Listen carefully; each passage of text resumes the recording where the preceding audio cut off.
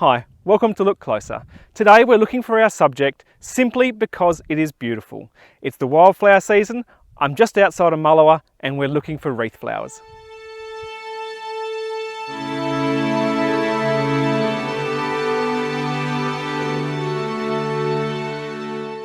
Well, I think this might be my easiest find yet. There's no great secret to finding wreath flowers, it's just a bit of a drive. In fact, there's a sign behind me that says parking that way, wreath flowers that way. How much easier can it be? Let's go check it out.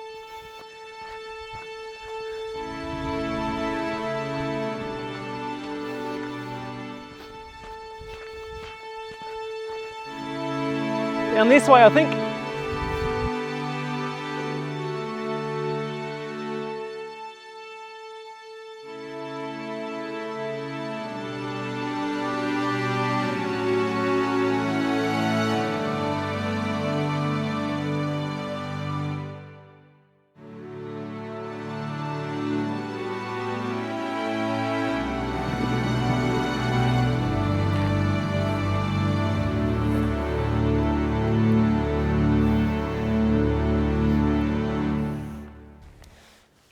Aren't they beautiful? You can probably notice that it's getting a bit dark where I am. And that's because it's just on sunset and there's nobody else here. There's this beautiful stillness and a calmness about this place. Now that the wind's dropped, the sun's dropped below the horizon and all the tourists have gone, I think this is a brilliant time to visit these wreath flowers. Now it's around about this point that I thought I was just about done with the wreath flowers. The sun was going down, there was no more light, and just as I was saying that how peaceful it was, a carload of tourists turn up. But what I didn't realise is that the wreath flowers had one more surprise for me that I didn't realise that I'd captured until I got home from the trip. With literally the very last rays of the sun for that evening, I managed to capture a couple of shots with this modified camera that can see ultraviolet light. And it seems that the wreath flowers have a couple of surprises.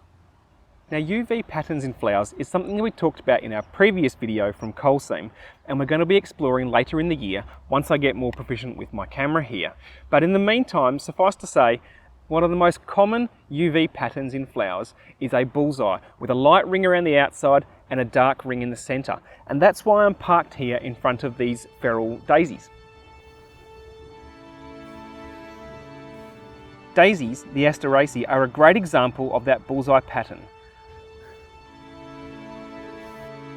And while it's not a great photo, if we take a look at this common blue Lechenaultia, you'll see that it has the same kind of pattern, dark in the centre and light around the outside.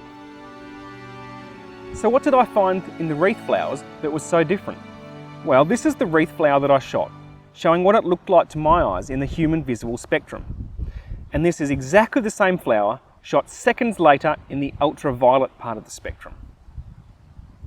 While most of the flower is just greyish in UV, there's this really bright UV stripe on each of the petals and a distinct little semicircle in the centre here.